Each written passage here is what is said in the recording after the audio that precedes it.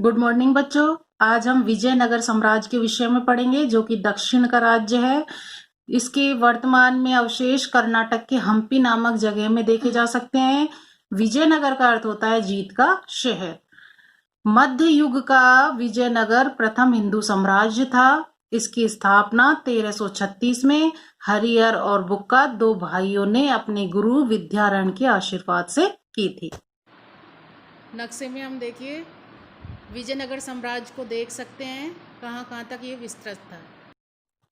मोहम्मद तुगलक के समय में इन दोनों भाइयों को बंदी बना लिया गया था युद्ध में, लेकिन बाद में 1334 में काम्पली प्रांत में मोहम्मद बिन तुगलक के समय में विद्रोह हुआ था।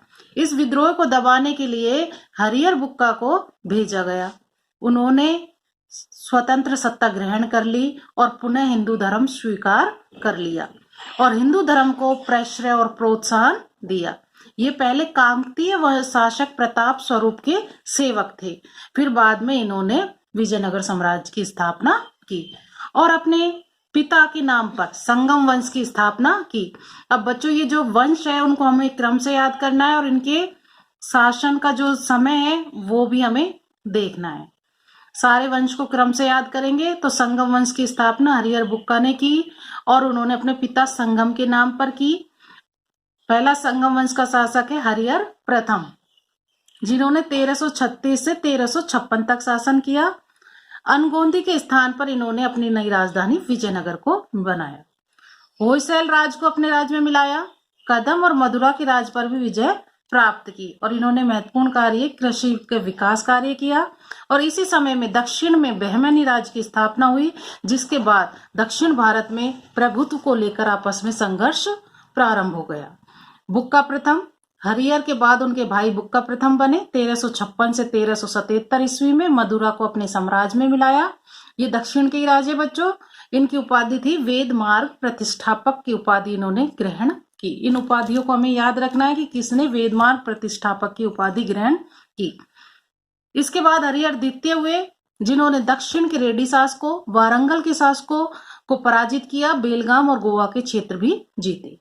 तनारा, त्रिचनापल्ली, कांची और चिंगलपुर को भी जीता। बच्चों, जो ये हरिहर प्रथम और बुक्का प्रथम हुए थे, इन्होंने कोई महाराजाधिराज की उपाधि धारण नहीं की, लेकिन हरिहर द्वितीय ने महाराजाधिराज और राज परमेश्वर की उपाधि धारण की। इनके पश्चात जो प्रमुख शासक हुए हैं, देवराय प्रथम हुए।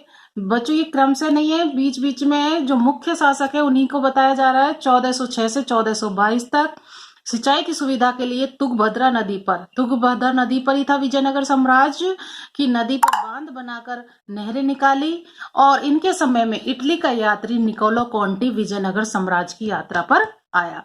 बच्चों, ये यात्रियों को हमें याद करना है अच्छी तरह छोटे प्रश्नों के लिए कि इटली का यात्री निकोलो कॉन्टी किसके समय में विजयनगर साम्राज्य आया? देवराय प्रथम के बाद। उसके बाद हम पढ़ेंगे देवराय द्वितीय, जिन्होंने 1426 से 1446 तक शासन किया। इस वंश का महान शासक था।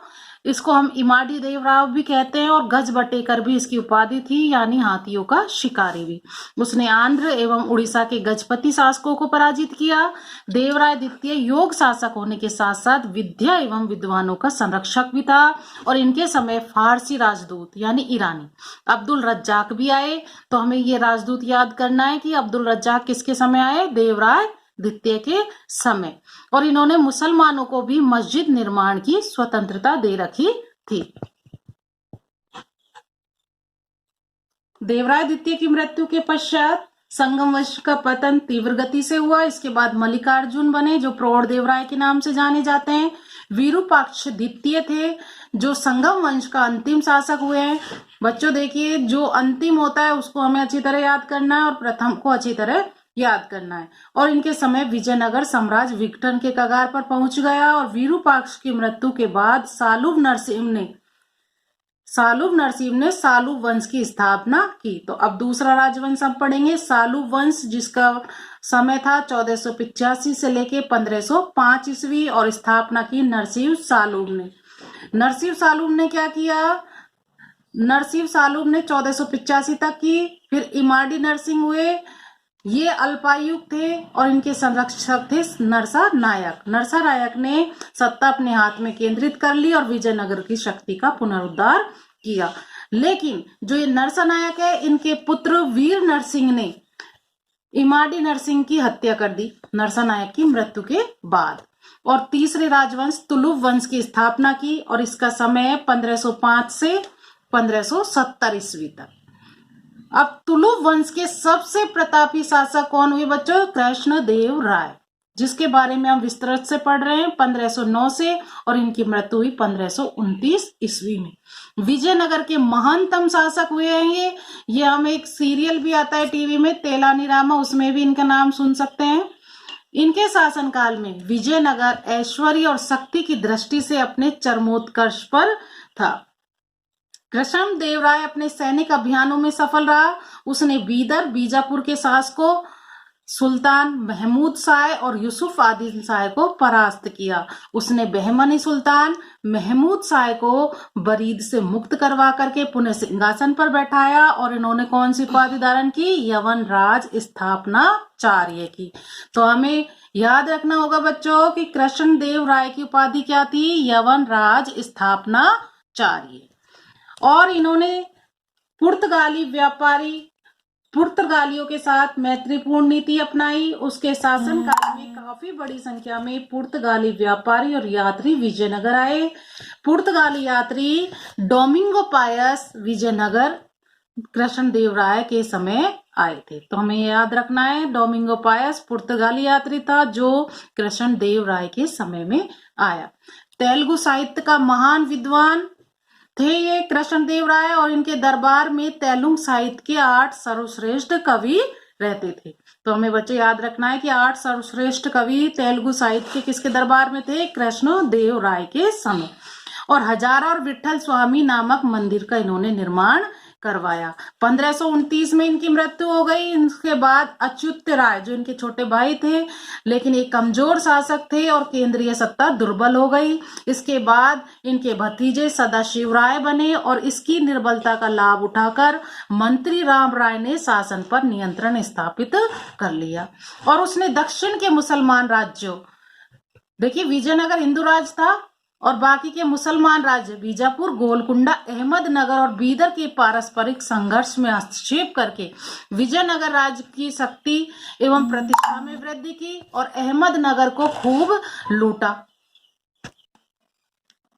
तो इस लूट से देखिए जो चारों मुस्लिम राज्य थे उनकी संयुक्त सेना ने विजयनगर पर आक्रमण करके राम राय को पराजित कर दिया, और इस युद्ध का नाम है, प्रसिद्ध युद्ध है, याद करना है, तालीकोटा का युद्ध, जिसे राक्षस तागड़ी युद्ध भी कहते हैं। सन है 25 जनवरी 1565।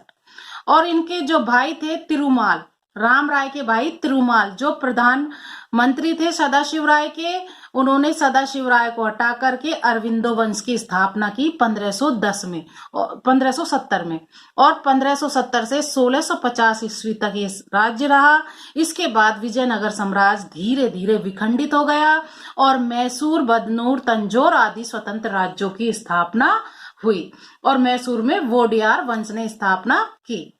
अब विजयनगर की सांस्कृतिक प्रगति पढ़ेंगे। विजयनगर के शासकों ने विशेषकर हिंदू धर्म और संस्कृति को प्रोत्साहन दिया। यहाँ के शासकों ने साहित्य, स्थापत्य कला, चित्रकला, संगीत आदि को प्रोत्साहन दिया। साहित्य का विकास हम पढ़ेंगे। साहित्य में देखिए विजयनगर की जो साहित्य है उसमें धार्मिक है, ऐतिहासिक है, जीवन वृतांत है, काव्य संबंधी रचनाएं उपलब्ध है। बुक्का प्रथम ने अनेक धार्मिक रचनाओं के लेखक में योगदान दिया। सायण के नेतृत्व में विद्वानों के एक मंडल ने चारों वेदों की संहिताओं सहित अनेक ब्राह्मण ग्रंथ और आरण्यकों पर भाष्य लिखे। और जो विजयनगर का महानतम शासक थे कृष्णदेव राय, एक उत्कृष्ट कोटि के खुद भी कवि थे, लेखक थे, संस्कृत और तेलुगु भाषाओं में प्रवीण थे। तेलुगु रचना थी बच्चों उनकी आमुक्त माल्यदम, तो हमें याद रखनी है तेलुगु भाषा की उनकी जो रचना है आमुक्त माल्यदम, और संस्कृत में उनका नाटक था जाम्बवती कल्याणम। तो हमें ये दोनों रचना याद करनी है। और इनके दरबार में पहले भी बताया है कि 8 सर्वश्रेष्ठ कवि रहते थे तेलुगु साहित्य के, और इनके दरबार में अनेक कवियों को प्रश्रय था। जिसमें सबसे प्रसिद्ध कवि थे अलसानी पदेन, जो तेलुगु कविता के पितामह कहलाते हैं। कौन कहलाते हैं? पितामह, अलसानी पदेन। इसकी रचना थी स्वरोचित संभव। दूसरे कवि नंदी तिम्मन थे, जिन्होंने परिजात हरण लिखा। तीसरे कवि भट्ट मूर्ति उन्होंने नरसभुलियम की रचना की। और कृष्ण देव राय के दरबार में तेलानी रामा, जिनको हम बहुत सुनाए जिनका नाम, वो थे, और उन्होंने पांडुरंग महात्म्य की रचना की, जिसकी तुलना अकबर के प्रसिद्ध दरबारी कवि बीरबल से की जाती है। अब हम विजयनगर के कला पे पढ़ेंगे, विजयनगर की स्थापत्य कला में पढ़ेंगे। विजयनगर के शासकों ने स्थापत्य कला में भी प्रशंसनीय योगदान दिया है, और जो दक्षिण भारत में मंदिर निर्माण शैली को चरमोत्कर्ष विजयनगर के शासकों के काल में ही प्राप्त हुआ। कृष्ण देव राय द्वारा हजारा विठल स्वामी के मंदिर बनवाए। ये मंदिर चोल काल में, हमने पहले भी पढ़ी थी कि द्रविड़ शैली के मंदिर बने, परंतु इनमें कुछ नई विशेषताएं भी थी। जैसे हर मंदिर में मंडप के अतिरिक्त एक अलग मंडप था, जिसे कल्याण मंडप कहते हैं, जो कि मंदिर के आंगन के बाईं ओर था। इसमें अत्यंत अलंकृत स्तंभों का प्रयोग किया गया था। इस मंडप में देवता के विवाह समारोह का त्योहार मनाया जाता था। तो ये विशेषता हमें याद रखनी है मंदिरों की। दूसरी विशेषता थी अम्मान मंदिर, जिसमें एक अतिरिक्त मंदिर था, जिसमें देवता की पत्नी की आराधना की जाती थी। और इनके अतिरिक्त मंदिर में प्रवेश द्वार, गोपुरम, और जो गोपुरम होता है वो मुख्य प्रवेश द्वार होता है, और मंदिर के स्तंभों के अलंकार पर विशेष रूप से ध्यान दिया गया। और इन मंदिरों में कांचीपुरम का एकाग्रनाथ नामक मंदिर, ताड़पत्री स्थित रामेश्वर मंदिर अपने सुंदर गोपुरमों के कारण अत्यंत प्रसिद्ध है। स्तंभ के चारों ओर बड़े बड़े और गोलाकार मूर्तियों के काफी समूह हैं, जिनमें पिछले पैर के बल खड़े हुए घोड़े या कोई अलौकिक जानवरों का सर्वाधिक अंकन है। और ये स्तंभ और मूर्तियां एक ही ठोस पत्थर को काटकर निर्मित होती थी। अलंकार ही विजयनगर स्थापत्य शैली की विशेष उल्लेखनीय विशेषता है। विजयनगर साम्राज्य में महलों और राजप्रसादों पर भी विशेष निर्माण करवाया गया। इन भवनों की दीवारों पर चित्रण है, इसमें विभिन्न देशों के रहन सहन को दिखाया गया है। मूर्तियां की भी मूर्ति कला में भी विशेष योगदान है विजयनगर के शासकों का। यहाँ शासकों की मूर्तियां बनाई गई थी, जो पत्थर को काटकर या कांसे से बनाई गई थी। इन मूर्तियों में, विशाल मूर्तियों में कृष्ण देव राय, उसकी पत्नी, वेंकट प्रथम, अनेक शासकों की कांसों की बनी विशाल मूर्तियां धातु कर्म में विजयनगर के कारीगरों की प्रवीणता को स्पष्ट करती है। अब हम पढ़ेंगे संगीत। संगीत में भी विजयनगर के शासकों ने विशेष प्रोत्साहन दिया। उनके दरबार में संगीत एवं नृत्य की लोकप्रियता रही। कृष्ण देव राय के दरबार में अनेक विख्यात संगीतकार, गायक, नर्तक मौजूद थे, जिन्हें उन्हें उचित सम्मान और संरक्षण प्राप्त था। सायण ने संगीत सार लिखा। लक्ष्मी नारायण ने संगीत सर्वोदय की रचना की, जो देवराय द्वितीय के दरबार में थे। इस प्रकार हम देखते हैं कि विजयनगर साम्राज्य के काल में सांस्कृतिक जीवन के विभिन्न क्षेत्रों में प्रगति हुई। विजयनगर साम्राज्य की स्थापना इस्लाम धर्म के विरुद्ध हिंदू प्रतिक्रिया का परिणाम थी। विजयनगर के शासकों का उद्देश्य इस्लाम के प्रभाव से मुक्त हिंदू धर्म और संस्कृति को बढ़ावा देना था। तो इससे हमने देखा कि दक्षिण भारत में पूर्व काल की परंपराओं को बनाए रखने के साथ साथ नई सांस्कृतिक गतिविधियों को प्रोत्साहन दिया। तो इस प्रकार विजयनगर साम्राज्य एक हिंदू साम्राज्य था।